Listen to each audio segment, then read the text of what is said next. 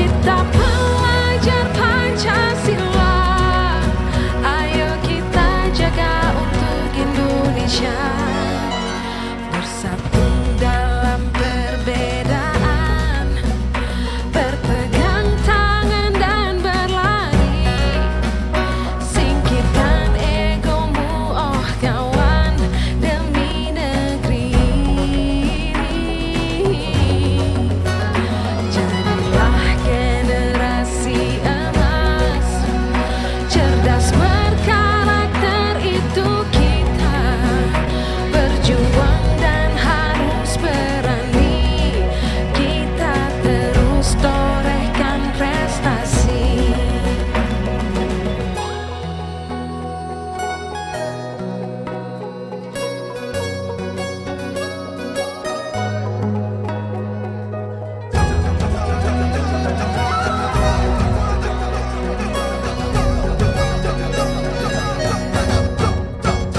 Kita pelajar Pancasila, kita bernafas dalam sila-silanya. Kita pelajar Pancasila, ayo kita jaga untuk Indonesia. Kita pelajar Pancasila, kita bernafas dalam sila-silanya. Kita pelajar Pancasila, ayo kita jaga untuk Indonesia.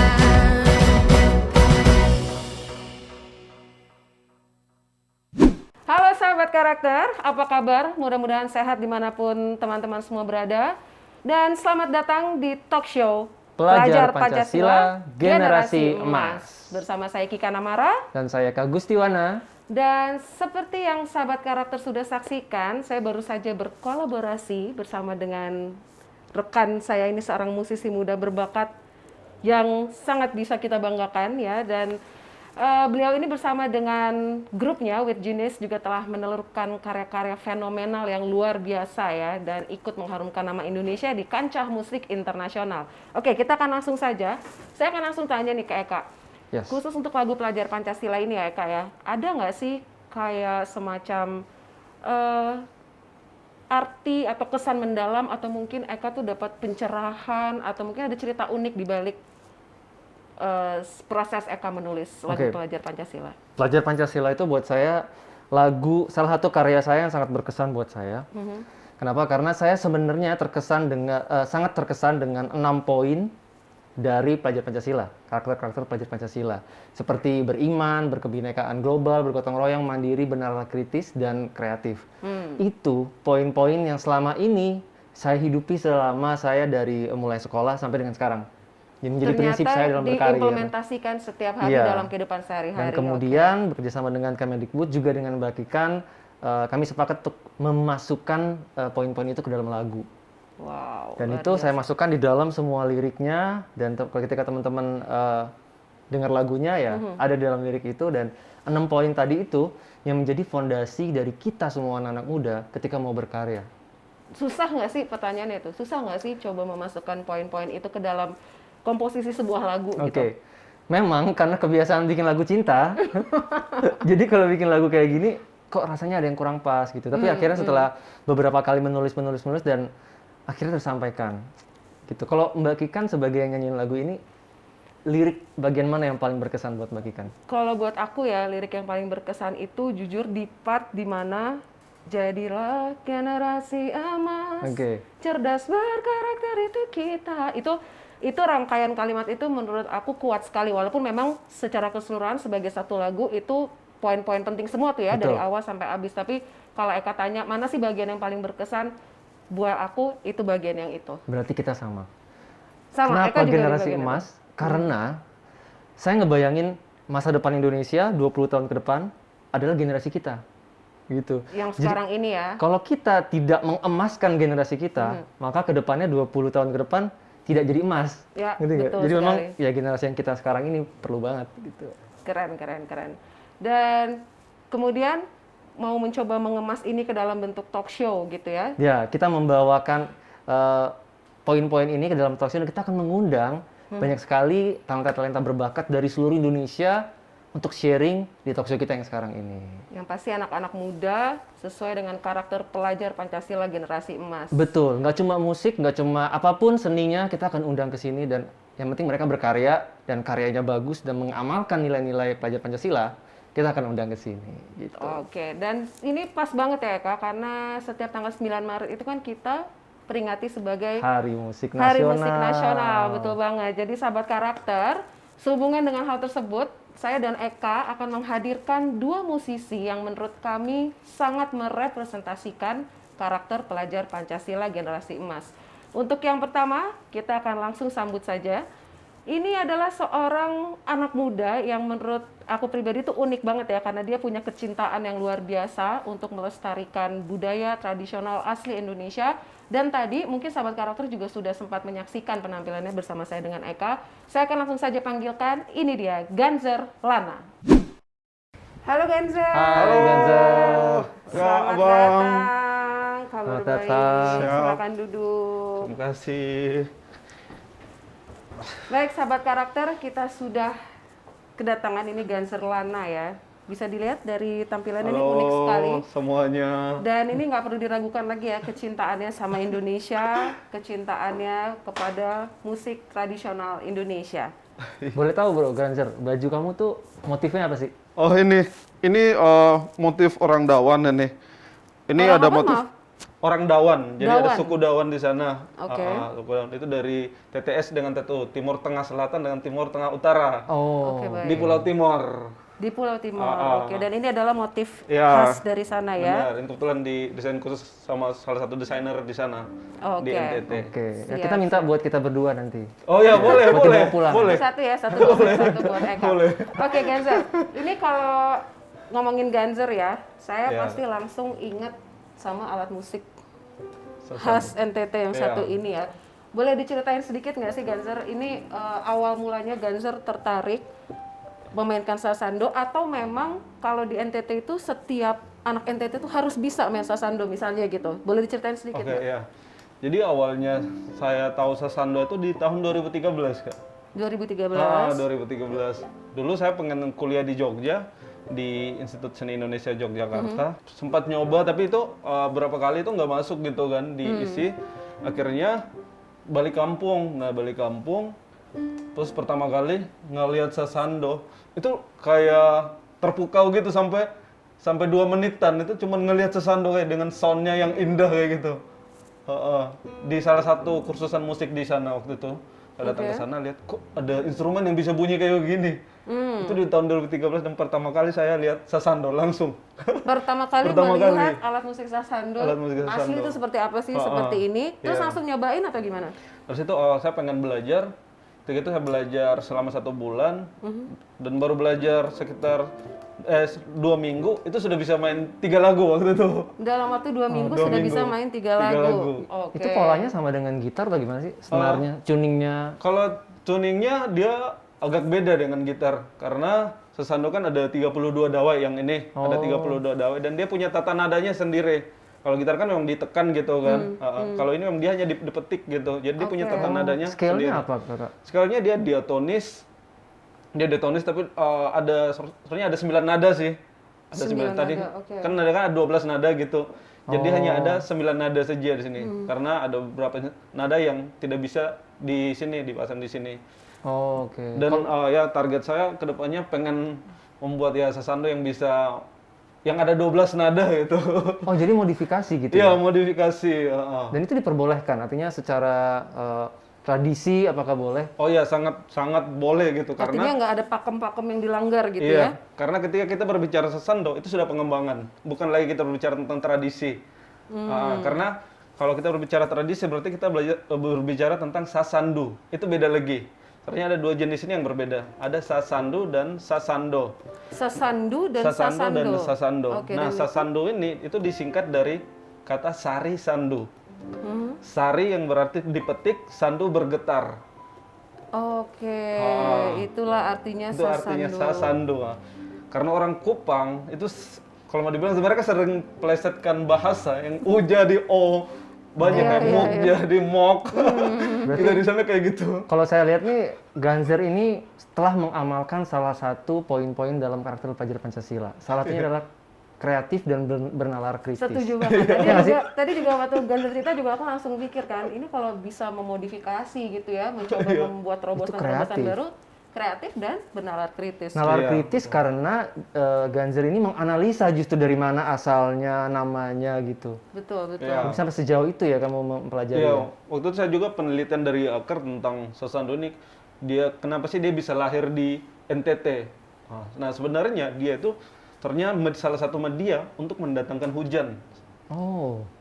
Dulu sejarahnya dulu itu ya. Dan itu masih ada, dan ya sekarang juga saya lagi mencari dana untuk penelitian itu, karena sampai saat ini pun orang Rote sendiri pun tidak tahu tentang hal itu. Jadi artinya belum ada literasi yang secara khusus ngebahas cerita bahwa Sasando itu dulunya dipakai untuk memanggil hujan gitu. Dan itu ternyata Sasando itu dia punya kayak untuk bahan-bahannya itu secara khusus, dan pembuatannya itu juga secara khusus. Tidak boleh ada satu orang yang lihat.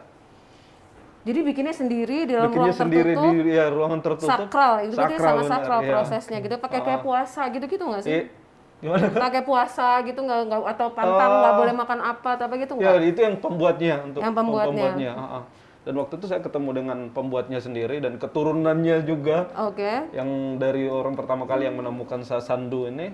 Kebetulan kita cerita banyak mengenai Sasando, dan ketika saya sampai di sana dia bercerita dan katanya ini pertama kali saya menceritakan rahasia ini kepada orang, dan orang kedua yaitu kamu. Berarti itu benar-benar satu kehormatan ya. Iya, satu kehormatan buat sekali. Ganzer bisa diceritakan secara langsung sama keluarga pembuatnya Sasandonya iya, secara betul. langsung. Bahkan Oke, ya. saya melihat ada yang unik dengan Sasando ini. Oh iya. Kok ada pick up-nya sih? Iya. Instrumen tradisional kan Canggih nih. Iya. harusnya nggak ada beginian nih. Ini Jadi kebetulan ini sudah tambah dengan pick up-nya, di situ ada equalizer-nya untuk oke. ya fungsinya untuk ini membantu untuk mengencangkan suara gitu. Oh amplify. gitu. Iya. Ini kamu modifikasi atau Ini dimodifikasi sendiri ya. berarti Ganzer ini mengamalkan satu Satu poin poin pelajar lagi. Pancasila yaitu kreatif, Ya, kreatif dan berkebinekaan global. Karena ini kan teknologi bukan teknologi global gitu ya, Iya, kayak betul. pick up macam-macam. Pedal juga ya. Tadi kan perform kamu pakai pedal. Iya, aku juga ada pakai pedal juga. Karena memang itu ya fungsinya untuk kreatif gitu, biar inovatif gitu. Ya, betul. Jadi Sasando lebih kaya gitu. Setuju banget. Artinya sahabat karakter, kita sebagai pelajar Pancasila itu juga harus adaptatif ya. Kita Ya, tidak betul. boleh tertutup sama yang namanya kemajuan teknologi Ya, benar. seperti itu ya. Tapi pertanyaan saya gini Mbak Kikan, kalau Ganzer mengubah ini, apakah ada perdebatan di antara orang-orang yang memang mereka mempelajari musik ini juga, etnomusikolog? Apakah kamu pernah mengalami perdebatan itu? Nggak boleh nih diubah-ubah. Kalau ada juga yang kayak gitu, tapi kan saya sendiri kan memang jadi ketika kita berbicara tentang Sasando dengan Sasando kan sudah berbeda gitu. Dan kalau kita bicara tentang Sasando, oh itu tradisi yang ada pakemnya gitu. Ketika Itu kita kalau bicara Sasando ya. Betul, Kalau Sasando itu sudah pengembangan dari abad ke-18, itu sudah pengembangan gitu. Jadi artinya bebas-bebas aja. Iya, bebas-bebas mau saja dikembangkan benar. seperti apa Ya, gitu karena ya. itu juga sudah main lagu-lagu yang modern orang-orang di sana. Oke. Gitu. Jadi tidak hanya untuk lagu-lagu tradisional Iya, gitu betul. ya.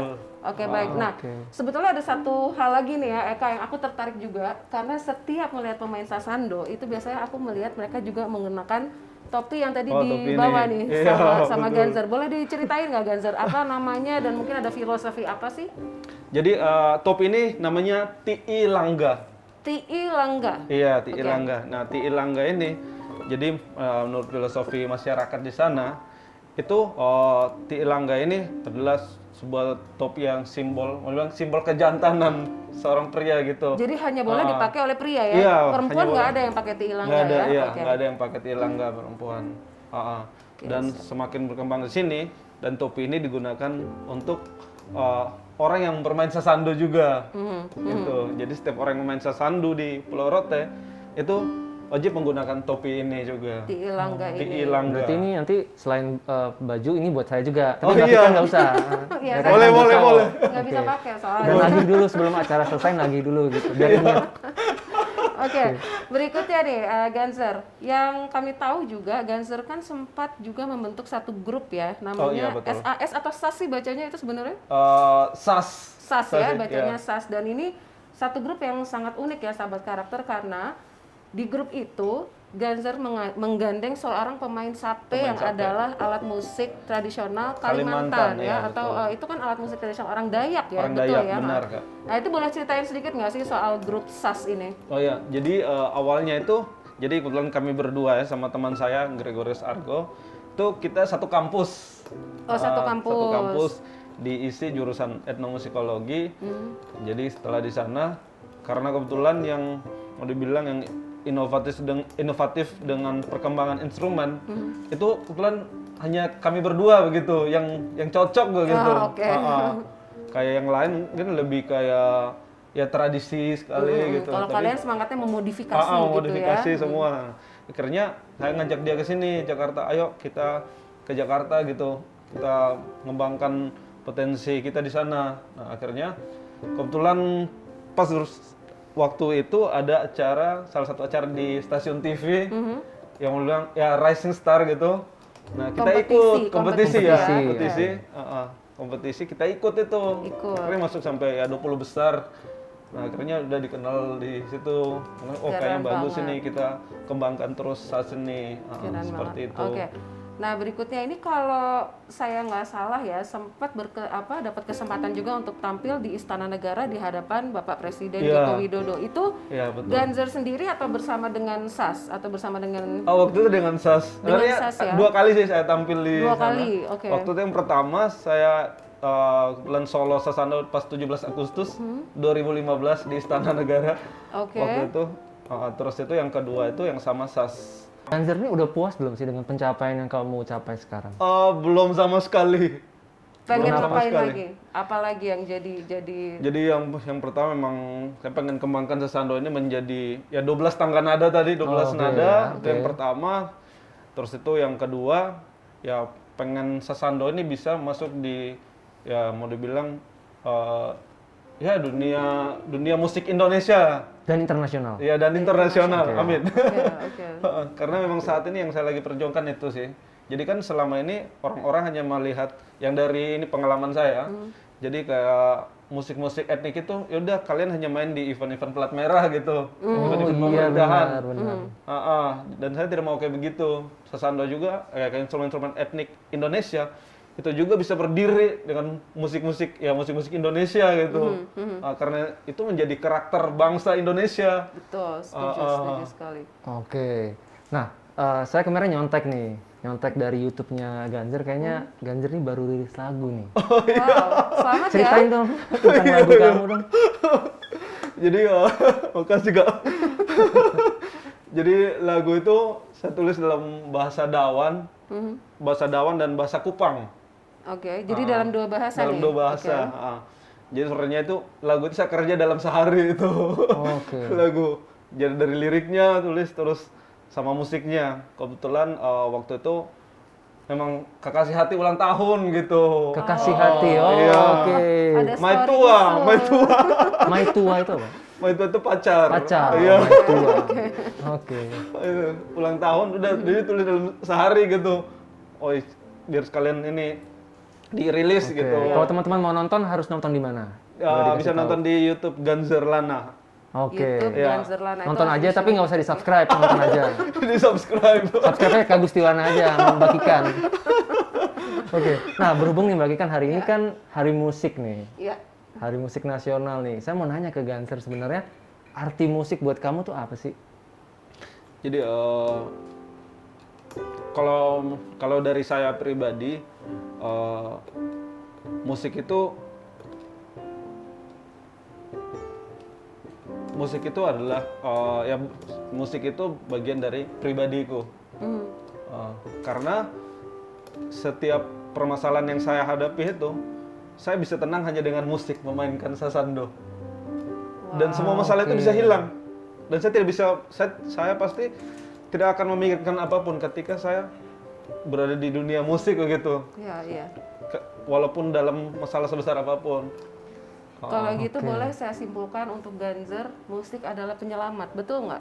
Ya, bisa juga. Iya. Ya. Nice. Oke. Musik adalah penyelamat Oke. ya. Saya merinding loh dengernya. Iya, sama.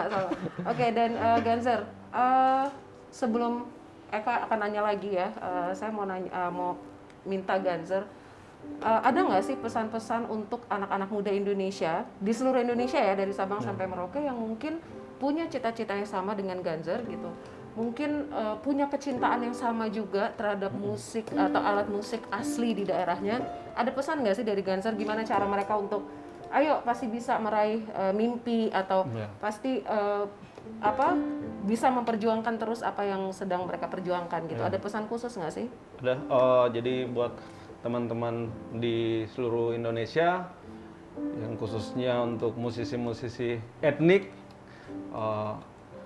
supaya dimanapun kalian berada, terus mengembangkan musik Indonesia, karena itu adalah identitas bangsa Indonesia, dan jangan pernah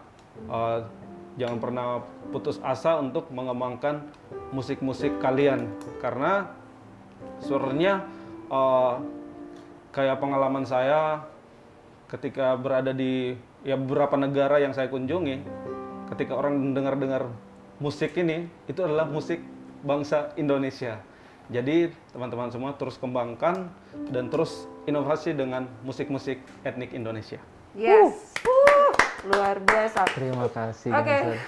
Baik, Saya sahabat terharu. karakter, ini seru sekali ya obrolan pembicaraan dengan Ganzer Lana, dan seperti janji saya dan Eka tadi di awal, bahwa di edisi khusus Hari Musik Nasional ini kami akan menghadirkan 2 bintang tamu. Yang pertama sudah ada Ganzer Lana, dan berikutnya ini adalah satu sosok yang pasti tidak asing untuk seluruh sahabat karakter, karena beliau ini punya suara yang khas banget, sangat berkarakter, dan nggak ada duanya gitu, suaranya tuh Lagu-lagunya benar-benar juga ya, nempel di kepala. Betul. Lagu-lagu ciptaannya juga sangat long lasting dan bisa terus-terusan kita ingat gitu ya. Oke, kita akan langsung saja panggilkan. Setelah ini ada Rian The Massive. Selamat datang. Selamat datang, Rian. Terima Iya. kasih, terima kasih. Gimana Rian kabarnya? Apa kabar? Baik. Ini aku Sehat-sehat ya? menyesuaikan nih, kan ada nuansa tradisional kan. Oke. Ada kain ini. Aku pakai maskernya tradisional juga. Oh, iya. Pakai lurik. Lurik, Oke, lurik khas Jawa nice. ya. Oke, sahabat karakter, aku jujur ya, aku tuh kalau lihat Rian atau dengar kata The Massive gitu ya, nomor 1 yang langsung terlintas di pikiranku adalah kau hancurkan aku dengan sikapmu, tak sadarkah kau telah menyakitiku, lelah hati ini meyakinkanmu. Semuanya. Cinta ini membunuhku. Itu lagu. Aku ya, Itu kalau lagu. Itu lagu pada saat saya patah hati. Naik motor sambil nangis. Serius Mas Rian. Kau hancur, serius. Di lampu merah, menangis. Beneran itu memorable banget lagu itu. Sama kita lagunya. Sama. Berarti Eka juga kalau dengar kata The Massive langsung connect-nya ke Kau hancur. lagu itu ya. Oke, baik. Dan Rian, sebelum kita ngobrol-ngobrol, saya Eka dan juga Ganzer ingin mengucapkan selamat congratulations atas 18 tahunnya ya. Terima kasih. Kemarin Terima The kasih. Massive baru saja merayakan anniversary yang ke-18 tahun. Gak Alhamdulillah. gampang loh. Ya, gak 18 gampang tahun. bertahan selama 18 tahun di industri musik Indonesia. Dan kita langsung aja nih Rian, aku mau nanya, Ya. selama pandemi ini Rian dan teman-teman The Massive apa aja sih kesibukannya? Ya, buat saya pandemi ini adalah salah satu bentuk ujian dari Tuhan. Jadi kita harus bisa menghadapi ujian ini, dan kalau kita lewat ujian ini berarti kita lulus kan. Nah, kemarin ini selama pandemi sudah pasti tetap namanya kita musisi harus tetap bikin Berkarya. karya. Kebetulan pas awal-awal pandemi kita sempat bikin lagu judulnya Bersama Kita Kuat.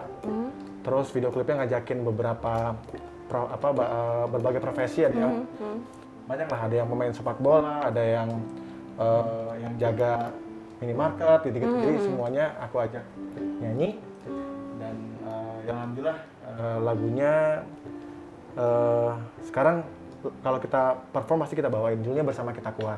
Oke. Terus selain itu juga kita mempersiapkan lagu-lagu untuk album berikutnya juga. Terus ada beberapa konser virtual juga sih. Konser virtual Jadi ya. kita mencoba untuk menyibukkan diri sebenarnya.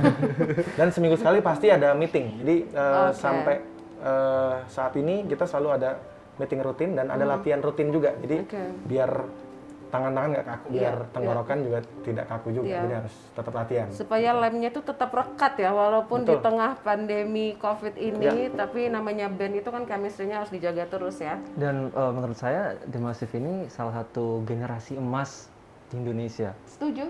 Karena berhasil menelurkan banyak sekali karya-karya musik yang benar-benar fenomenal. Benar nggak sih Mbak Ikan? Betul, betul. Makanya layak jadi panutan. Kalau Amin. kalau saya tulis di Instagram tuh panutan Q. Ya. Jadi Mas Rian ini panutan. Amin. Gitu. Karena berkarya original dan orang-orang suka. Itu patut diteladani sih. Ya, dan memang pencapaiannya juga sudah cukup banyak ya, sahabat karakter. Dan kalau kita sudah dengar tadi Rian menceritakan kesibukannya Rian bersama teman-teman The Massive selama pandemi. Sekarang aku ingin flashback, tarik ke belakang sedikit. Oke. Dan ingin meminta Rian untuk menceritakan gimana sih perjuangan jatuh bangunnya The Massive yang artinya sudah dibentuk dari tahun Tahun 2003, tanggal 3 Maret ya? 2003. 3 Maret 2003. Oke, boleh diceritain sedikit nggak sih Rian? Ya, yang pasti dari awal kita berlima itu mengikrarkan diri bahwa kita adalah sebuah band itu langsung nggak pernah yang ada kata-kata yang namanya kata iseng tuh nggak. Jadi memang dari awal kita sudah serius untuk membuat sebuah band. Komit ya. Kita sudah punya mimpi yang besar, bahkan kita sudah menulis mimpi-mimpi kita dari awal. Wow. Jadi kita maunya apa kita tulis bareng-bareng saat itu. Dan alhamdulillah sudah kita checklist beberapa mimpi-mimpi kita. Jadi Alhamdulillah. setiap tahun kita selalu ada ngobrol apa ya bisa dibilang ya meeting tahunan lah. Jadi kita selalu mengupgrade mimpi kita setiap tahun. Jadi apa yang kita lewatin kemarin kita evaluasi, tahun depan kita mau ngapain. Jadi memang bisa dibilang waktu itu kita membentuk band dari awal kita langsung ikut festival-festival. Jadi zaman dulu itu kita ditawarin main di kafe nggak mau. Wow, nggak mau ya, menolak ya? Iya, karena kalau main di kafe pasti kita harus membawakan lagu-lagu orang. Terus lagunya banyak, mainnya 2-3 jam. Jadi kita lebih prefer untuk memilih untuk ikutan festival musik saat itu. Bikin karya sendiri gitu ya? Jadi kompetisi band yang memang biasanya ada satu karya sendiri, satu Dan lagu cover lagu orang lain, tapi kita aransemen. Jadi zaman dulu kan kalau festival itu kan pasti harus nunjukin skill kan. Jadi kita dulu kita kasih aransemen progresif gitu-gitulah yang waktu itu kita sering bawain lagunya, misalnya lagunya Padi, lagunya ya band-band apa idola kita lah zaman kita ABG waktu itu ya Coklat juga pernah kita bawain juga waktu itu kalau nggak salah yang Pasti Karma, Bendera. Karma. Kita pernah, tapi versinya The Massive. Oke. Buat karena itu lagu wajib kan. Jadi ya waktu itu kita selalu rajin ikut kompetisi musik dan akhirnya di tahun 2006 Mas Ben Sleo bilang kalian jangan ikutan kok festival musik terus, udah sering menang katanya kan, bikin karya sendiri dong, bikin album. Akhirnya kita coba bikin album. Tahun 2006 kita bikin album, bayangan kita, wah kita bakal langsung sukses nih. Wah udah ngebayanginnya kan band-band era itu ya, ada Peter Pan, ada Samson saat itu ya. Kita udah ngebayangin saat rekaman kita bakalan sukses. Nggak taunya enggak. Jadi albumnya nggak laku, terus akhirnya karena kita waktu itu sudah kayak mencari mata pencarian kita adalah ikut festival. Jadi kita tuh dapat uang dari festival. Jadi kita sudah anggap festival itu sebagai tempat kita bekerja. Jadi memang mau nggak mau harus menang terus. Nah, ketika kita punya album indie saat itu ternyata tidak berjalan mulus dan akhirnya kita ikut festival lagi tapi ganti nama. Jadi karena kan kita anggap wah kalian kan sudah rekaman kok masih ikut festival. Akhirnya biar nggak malu-malu banget. Biar tetap bisa ikut festival. Iya, kita ganti nama namanya. hanya untuk mencari biar menang aja gitu. Jadi pas sampai akhirnya di tahun 2007 ada satu festival musik nasional, kita lihat di billboard saat itu, terus mungkin ini jalan kita nih. Karena waktu itu kan hadiahnya memang ada beberapa ada hadiah uang puluhan juta terus ada mobil, tapi yang kita lihat itu adalah hadiahnya adalah dikontrak sama salah satu label terbesar di Indonesia, yaitu Musika Studio saat itu. Berarti itu yang paling bikin Iya. pengen Ternyata menang ya. kita ikutan, kita daftar, dan katanya itu yang ikut 3.000 band seluruh Indonesia. 3.000 band Ya. seluruh Indonesia, oke. Jadi kita melewati Babak ada penyisihan fase terus yang ya, ada audisi, ada yang regional sampai akhirnya masuk ke final. Dan alhamdulillah kita juara 1 nasional saat itu dan langsung di kontrak Musika bikin album. Terus album pertama alhamdulillah langsung nggak pulang-pulang. Nggak Tur. pulang. Tur ke Indonesia gitu. Alhamdulillah, Ya. alhamdulillah. Berarti Oke. Mas Rian ini, saya melihat tadi cerita dari Mas Rian ini menarik sekali. Ya, Karena Mas Rian dan tim menulis goals-nya. ya. Apakah itu penting, Mas? Ketika kita dalam mengejar sesuatu lah, apapun di karir kita, apapun itu nggak harus musik. Apakah itu penting kita menulis goals, memvisualisasikannya? Sebenarnya apalagi band ya, band itu kan kita harus punya visi yang sama karena namanya kepala kan beda-beda. Jadi kenapa kita selalu menulis mimpi-mimpi kita, karena biar kita bisa terus kita tanamkan dalam hati kita. Oh, Fokus kita maunya gitu ke sini, ya. kita maunya ke sini. Dan buat kita target itu penting. Jadi kita dari dulu sudah belajar untuk membuat target. Apa yang mau kita raih di tahun ini, apa yang mau kita capai di tahun depan. Terus kalau misalnya ada yang belum berhasil, kita kejar terus. Jadi kita selalu checklist apa saja yang sudah tercapai gitu. Jadi bahkan sampai saat ini kita terus mengupgrade mimpi kita. Jadi bukannya buat kita 18 tahun itu malah kita merasa kita tuh belum ngapa-ngapain. Masih kita- banyak iya, lagi gitu yang ya. pengen Kita malah dicapai. merasa ini adalah baru mulai, kita baru memulai sesuatu hal yang lebih besar lagi ke depan gitu. Oke, Eka, ini kalau barusan Rian menceritakan ya bahwa Rian dan teman-teman The Massive itu menuliskan mimpi-mimpinya dan mencoba untuk bisa meraih mimpi-mimpinya. Aku yakin di episode kali ini tuh juga sebetulnya ada yang mimpinya udah checklist ketemu idolanya. Yang dari tadi kita ada. Oh, Iya kan? Iya, akhirnya Serius? saya fans banget sama abang. Waduh. Dia sampai terpesona gitu tuh Sima. Dari tadi sepanjang Rian ngomong tuh, Genser hanya memperhatikan aja di samping ya. Genser mungkin ada yang mau disampaikan ke Rian? Dan waktu SMA pasti selalu bawa lagu-lagunya The Massive. Oh iya, kalau Itu pensi ya. wajib. Iya, iya, iya. Itu Di wajib. antaranya lagu apa? Kalau boleh tahu. Merindukanmu. Merindukanmu, oke. Itu wajib merindukanmu. Oke. Merindukanmu. Iya. Terima kasih. Terima kasih. Oke, baik. Mungkin sama- ini ya, apa mungkin The Massive mungkin tertarik mau kolaborasi dengan etnik gitu. Wah, sebenarnya ada satu lagu di album ke-5 kita ada kolaborasi sama beberapa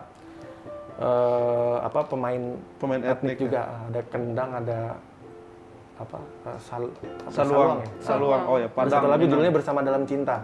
Album ke-5 kalau nggak salah. Bisa dicek. Wah. Oke, baik sahabat karakter, itu tadi mendengar Rian menceritakan ya soal tentang jatuh bangunnya bersama The Massive gitu ya, kemudian bahkan punya satu kebiasaan untuk menulis mimpi-mimpinya yang mana ini Ya. bisa jadi contoh sebenarnya untuk kita semua ya. Itu satu hal yang sangat Itu positif. penting loh ya, kalau- benar-benar. ya, Karena penting banget. sebagian orang beranggapan jalani hidup mengalir saja. Betul. Ya kan, tapi ternyata kita melihat ada buktinya bahwa menulis itu membantu sekali untuk kita Iya. mencapai. Setuju, Gitu. Dan salah satunya saya sempat tahu juga nih The Massive tahun 2013 katanya sempat ke Irlandia Ya. untuk perform. Boleh diceritakan Mas? Ya, Rian? jadi sebenarnya manggung di luar negeri itu adalah salah satu mimpi kita yang kita tulis juga. Jadi kalau misalnya kalau fansnya The Massive pasti tahu, di album ketiga persiapan itu kita cover albumnya itu ada peta dunia.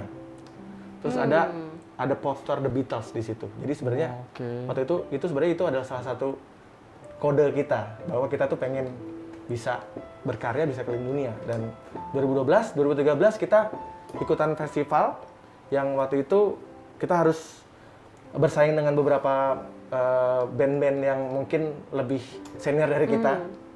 Tapi alhamdulillah kita yang menang. Dan akhirnya kita berangkat ke Dublin, Irlandia. Waktu itu kita main di acara tahunannya negara itu ya. Dan kita main itu jadi band closing. Jadi kita Puncak acara. Iya, puncak Puncak acara. acara. Jadi kan temanya saat itu memang konsepnya adalah orang masuk ke dalam satu tempat dan mereka nggak tahu siapa yang main. Oh, Jadi ternyata oke. opening act-nya The Massive itu adalah The Script. Ternyata Jadi kita, openingnya iya, jadi kita tuh satu ruangan gitu sama mereka. Oke. Kita sempat ngobrol-ngobrol juga. Jadi di situ ternyata mereka adalah band lokalnya. Kita band internasionalnya. Luar. luar biasa.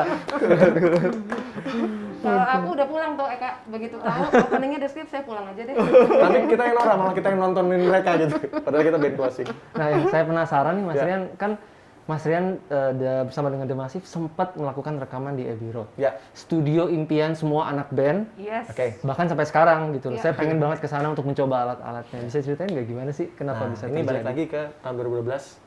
Aku pernah ada cover di album ketiga kita, ada poster Peta Dunia, sama ada poster Beatles. Oke. Ini sebenarnya doanya ada di situ sebenarnya. Jadi emang dalam hati kita pengen suatu saat bisa rekaman di tempat di mana The Beatles rekaman. Ternyata 2019 kita diundang manggung di sana di London. Terus kita pikir kayaknya sayang kalau kita hanya Cuman manggung manggung aja aja gitu. gitu.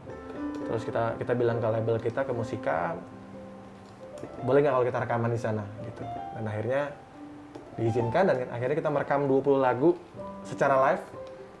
Dan itu one take oke, nggak ada yang ngulang-ulang. Wow. Oke. Jadi memang dari Jakarta kita sudah siapin semua materinya. Jadi pas di sana kita udah tinggal dari metronomnya, dari sequencernya kita udah siapin semua. Repertoarnya sudah kita siapin, jadi urutan lagunya sudah kita siapin. Jadi pas di sana kita nggak buang-buang waktu. Jadi total 10 jam itu 3 jam setting, terus 1 jam itu kita foto-foto, karena kan kalau di sana kan harus foto yang Foto di Iya, zebra yang cross-nya itu. zebra cross. Ya. itu kan wajib ya. Jadi setelah itu sisanya untuk rekaman. Jadi memang benar-benar waktu yang singkat itu kita manfaatin sebaik-baiknya karena memang satu biaya untuk rekaman di sana kan lumayan ya. Iya. Jadi kita nggak mau nyanyain waktu. Dan memang 20 lagu itu jujur sempat pas lagu terakhir saya hampir muntah. Oh, kenapa? Ya karena Udah kebanyakan. ya udah kebanyakan 20 lagu. Terus ya pasti ada yang namanya nervous, ada ya. Maksudnya di studio yang sangat legend, terus banyak sekali musisi dunia yang rekaman di sana. Oke. Banyak lah. Kalau waktu itu kita ada di studio 3 itu Paul McCartney rekaman di sana, Pink Floyd, Oasis dan lain-lain. Coldplay juga rekaman di sana. Oke. Jadi ya paling tidak kita pernah mengukir sejarah dalam perjalanan bermusik The Massive lah. Tapi kita jujur kemarin belum puas. Belum puas. Karena cuma satu shift ya. Pengennya sih bikin album beneran di sana gitu, Amin, lama kita 1 doakan. bulan gitu. Amin. Tercapai. Kalau saya melihat dari cerita Mas Rian dan teman-teman The Massive ini visioner Iya, banget. betul. Benar gak sih? Karena Betul. mereka sudah menulis, bahkan menaruh The Beatles dan Iya. lain-lainnya di dalam perjalanan karir mereka gitu supaya mereka bisa mencapai itu dan akhirnya tercapai. Ini bisa kita tiru untuk teman-teman yang sedang fight mau itu berkarir sebagai musisi apapun itu. Pentingnya untuk memvisualisasikan mimpi secara tertulis supaya kita bisa ngelihat gitu ya. Dan hati-hati dalam mengucapkan sesuatu karena kadang apa yang kita ucapkan kejadian benar, makanya harus yang adalah baik-baik doa. aja. Itu kalau adalah ngomong. doa ya, betul. Setuju. Ucapan Oke. yang betul. Ya. Baik. Dan berikut sahabat karakter, saya dan Eka ingin menggali lebih jauh nih karena seperti yang kami berdua tahu, Rian ini punya sebuah yayasan ya. Ya, Sebuah yayasan yang bernama Yayasan Jangan Menyerah Indonesia. Indonesia. Ya. Ceritain dong Rian, ini seperti apa sih yayasannya, bergerak di Ya. bidang apa dan Oke. concernnya di mana? sebenarnya yayasan ini baru dibuat, tapi gerakan Jangan Menyerahnya sudah Dari saya dulu ya? sudah saya sering lakukan itu dari 2009 sejak lagu ini rilis. Karena Jangan Menyerah kan memang impact-nya luar biasa ya, maksudnya banyak sekali orang-orang yang ternyata terinspirasi sama lagu ini. Bahkan banyak sekali fenomena lagu ini yang langsung datang ke aku ya waktu itu, sampai ada jadi hampir setiap sebulan sekali itu aku selalu mendatangi anak-anak sakit pengidap kanker hanya untuk menghibur mereka nyanyi lagu ini. Bahkan waktu itu ada satu anak di Medan yang sudah koma, minta aku datang ke sana, saya datang ke sana hanya untuk mendengarkan lagu itu. Jadi nyanyi di anak-anak ini udah lama nggak ada interaksi. hanya diem aja, tapi ketika Dinyanyikan aku nyanyi lagu itu di kupingnya, dia meneteskan air mata. Nah, setelah itu aku pikir aku harus bisa menjadi manusia yang bermanfaat untuk banyak orang. Dan sebenarnya dari 2009 sudah banyak kegiatan, banyak aktivitas sosial yang sudah dilakukan, tapi saat itu aku anggap hal-hal seperti ini tidak perlu diperlihatkan. Nanti takutnya kan orang menganggap itu jatuhnya kayak ria ya katanya gitu. Tapi ternyata banyak orang juga yang kasih masukan. Hal yang baik itu harus disebarluaskan. Kamu nggak boleh diem aja. Akhirnya di 2020 kemarin aku membuat sebuah yayasan yang memang concernnya fokusnya lebih ke anak-anak. Kenapa anak-anak? Karena mereka adalah penerus bangsa, calon generasi penerus bangsa, dan aku memang lebih bagaimana caranya si anak-anak ini kita bina untuk mencapai apa yang dia impikan. Karena dulu waktu kecil aku juga dulu sering bermimpi kan, pengen jadi ini. Kalau tidak di-maintain, mimpi itu akan hilang gitu aja. Tapi kalau kita terus jaga mimpinya, kita kasih fasilitas, kita kasih kesempatan, mungkin mimpi yang anak itu punya mimpi bisa tercapai. Nah, akhirnya aku concern di situ, aku mencari anak-anak yang memang secara ekonomi dia di bawah garis kemiskinan, tapi dia punya talenta, dia menjadi tulang punggung keluarga, tapi dia juga punya prestasi di sekolahnya. Jadi memang ada beberapa kriteria lah. Dan kemarin sudah ada satu anak yang menjadi percontohan, dan setelah itu memang banyak anak-anak yang mendaftar. Jadi nanti tinggal saya dan tim untuk memverifikasi ya. Gitu ya. Nah, jadi diseleksi karena yang dilihat bukan hanya talenta, bukan hanya skill, tapi juga attitude, tapi juga habitnya. Jadi yayasan ini memberikan jalur buat anak-anak berbakat, namun kurang mampu, seperti itu. Iya, betul. Karena kita nggak pernah tahu apa yang anak-anak itu setelah kita bina akan jadi orang besar, kita nggak pernah tahu. Jadi 10-20 tahun lagi, mungkin dia akan jadi pemimpin bangsa mungkin. Jadi sebenarnya saya ingin membantu juga pemerintah untuk sumber daya manusia kan. Iya, betul. Jadi pemberdayaan sumber daya manusia. Jadi dari situ siapa tahu nanti akan membantu juga negara ini gitu untuk menemukan orang-orang yang memang punya skill, punya prestasi. Bisa diceritain nggak sih Rian, mungkin udah ada salah satu profil dari anak-anak yang sudah dibina nih sama yayasannya Rian gitu, yang mungkin berbakat di bidang apa gitu, bisa diceritain nggak? Ya kalau yang saat ini ada satu pemain biola, namanya Jawa Nur Alam, itu dari Surabaya. Dia tinggal di Kalijudan. Kondisi kehidupannya cukup memprihatinkan. Dia tinggal bersama orang tuanya jual rujak cingur. Tapi dia bisa bermain biola dan bagus banget main biolanya, klasik, dan bisa baca partitur. Jadi ayahnya saat itu untuk biar dia bisa latihan, bayarnya pakai ubi rebus, pakai kacang rebus agar anaknya bisa latihan. Akhirnya aku melihat dia potensinya si Jawa ini, akhirnya aku datang ke Surabaya, aku melihat langsung anaknya, dan memang dia sangat punya mimpi, dia benar-benar mempunyai mimpi yang besar dan kemauan yang besar. Nah, akhirnya sekarang sudah di Jakarta. Terus itu pun disekolahkan oleh yayasan yang Rian dirikan. Lewat yayasan, jadi segala keperluannya dia, entah itu benerin biolanya, sampai sehari-hari semua ditanggung yayasan Jawa Merah Indonesia. Membagikan Gitu. berarti Luar biasa sekali ya. Mas Rian ini mengamalkan poin-poin yang ada dalam karakter pelajar Pancasila. Salah satunya adalah yang pertama, beriman, bertakwa kepada Tuhan, dan berakhlak mulia. Menyalurkan bantuan, membantu orang-orang yang ingin mengembangkan, dan satu lagi bergotong royong. Kan tadi saya melihat kerjasama tim di The Massive, kita kembali ke The Massive tadi, luar biasa dari awal sampai sekarang tetap solid, dan mereka menulis masing-masing goals-nya. Menurut saya seperti itu, luar biasa buat jadi panutan. Sangat inspiratif ya. Oke, dan berikutnya sahabat karakter, kita juga pasti pengen dengar sama-sama nih ya, walaupun sekarang ini lagi tetap kita nih masih dalam masa pandemi gitu, tapi harapannya kan Indonesia akan segera pulih dan kita akan segera menuju ke era yang lebih baik.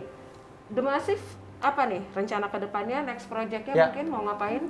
Yang pasti kita punya rencana yang besar juga. Bahkan 2 tahun ke depan kita sudah mikirin apa yang akan kita lakukan. Dari sekarang Iya, udah dari pikirin sekarang. 2 tahun ke depan Iya. mau ngapain ya? Tahun ini rencana akan ada album baru. Oke. Ada album baru.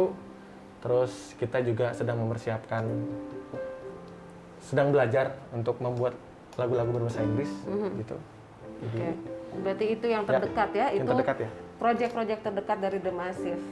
Oke Rian, berikutnya nih, ada nggak sih pesan-pesan khusus yang mungkin bisa Rian sampaikan Oke. untuk sahabat karakter di luar sana yang mungkin punya minat di bidang musik tapi masih ragu-ragu atau Oke. masih bingung menyalurkan bakatnya gitu? Oke, untuk sahabat karakter yang punya minat di bidang musik harus total, harus punya totalitas dan harus punya keyakinan yang kuat. Jangan cuma 100% tapi 1000%. Karena 1000%. sekarang ini profesi menjadi musisi juga menjadi profesi yang menjanjikan juga. Setuju. Mungkin kalau 20 tahun yang lalu orang menganggap atau orang tua kita menganggap musik itu tidak bisa menghidupi kita, tapi sekarang sudah berubah. Dan kalau ada anak-anak yang punya mimpi jadi musisi dan dia suka, terusin. Apalagi Oke. kita juga orang tua, saya juga menjadi orang tua. Kalau anakku nanti memang dia suka musik, aku akan dorong dia. Fasilitasi ya kan? Dan yang penting kalau ingin berhasil harus total, Total. jangan setengah-setengah. Itu kuncinya ya, Iya. totalitas dan komitmen ya? Ya, Oke. apalagi sekarang sudah banyak platform, sudah banyak cara kita untuk bisa bagaimana orang bisa tahu kemampuan kita, jadi manfaatkan fasilitas itu. Apalagi sekarang sudah era digital, jadi harusnya anak-anak sekarang bisa lebih pede dengan, Pede. apalagi dia punya kemampuan. Jadi jangan ragu, jangan takut, atau jangan takut dibilang jelek. Oke, Pokoknya siap. tunjukin kemampuan aja. Baik, terima kasih. Baik, sahabat karakter, kalau dari tadi kita sudah sama-sama mendengarkan ya cerita dari Ganzer Lana, kemudian perjalanan karir The Massive, semua jatuh bangun yang sudah Rian sampaikan. Sekarang nih Eka, Kita mau saatnya kasih kita challenge untuk buat 2 bintang tamu kita. memberikan tantangan, challenge untuk 2 bintang tamu kita hari ini. Dan sesuai di edisi Hari Musik Nasional, pastinya challenge-nya juga akan berhubungan dengan musik. Musik. Apa betul. sih challenge-nya? Kita lihat slide satu ini, Eka. Baik, sahabat karakter. Seperti yang tadi sudah kami janjikan, saya dan Eka akan Memberikan challenge untuk kedua bintang tamu kita. Yang pertama kepada Mas Rian dulu. Siap. Mas Rian, kan ini Hari Musik Nasional dan ada sasando sini. Mas Rian bisa nggak mainin sasando? Lagu apa aja yang ada di sini nih? Mungkin Apa mau diajarin dulu? dikasih contoh dulu. Oh iya, Ganzer. kau contoh dulu ya.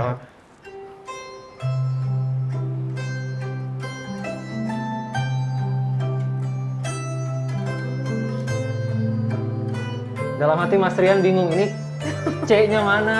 Susah juga ya, Ini chord-nya ternyata. mana? Oke. Aduh, kayaknya nggak bisa. Saya nggak bisa kayak ini. Coba. Silakan. Dia dipetik aja.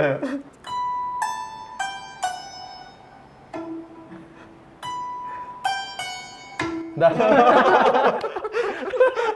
Bisa jadi lagu itu, bisa jadi lagu. Bisa jadi lagu itu ya Indonesia. Sekarang kita tantang balik Mbak Oke, Kikan. Ganzer. Ganzer untuk mainin lagu The Massive. Bisa nggak? Bisa Lagu Nasib. dong. Coba lagu apa? Coba mainin.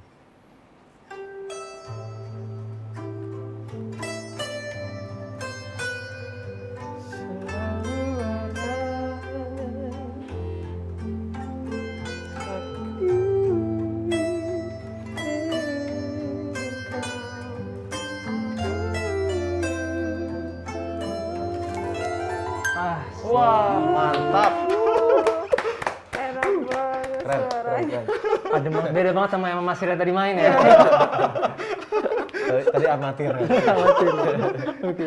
Oke, baik sahabat karakter, kalau tadi barusan kita udah seru-seruan ya, ikutin challenge, kita memberikan tantangan kepada 2 bintang tamu generasi emas kita hari ini. Yang pasti banyak sekali pelajaran yang bisa kita ambil dari obrolan kita dari awal sampai yang baru saja kita lakukan di sini. Dari sini kita bisa mengambil kesimpulan bahwa untuk menjadi generasi emas Indonesia, kita harus memiliki karakter pelajar Pancasila dalam diri kita. Karena di balik prestasi yang hebat, pasti ada karakter yang kuat dan hebat di belakangnya. Dan jangan kemana-mana sahabat karakter, karena setelah ini kita akan sama-sama menyaksikan penampilan spesial dari The Massive featuring Ganzer Lana. Selamat Hari Musik Nasional, salam pelajar Pancasila. Sahabat karakter, saat-saat seperti ini adalah saat yang tidak mudah, tapi kita tetap harus semangat, tetap berpikir positif, tetap kreatif, dan tetap melakukan yang terbaik. Dan kali ini kita tidak sendiri karena ada pemain sasando yang keren banget, Ganzer. Siap Ganzer? Siap. Jangan menyerah.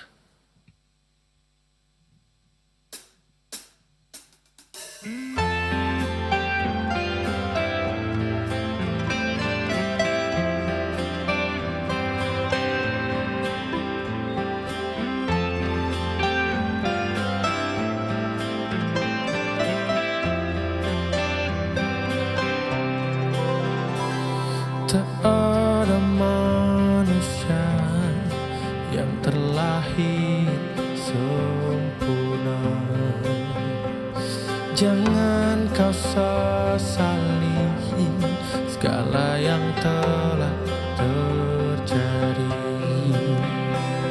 Kita pasti pernah dapatkan cobaan yang berat. Seakan hidup ini tak ada artinya lagi. Syukuri apa yang ada. Hidup adalah anugerah. Tetap jalani hidup ini, melakukan yang terbaik.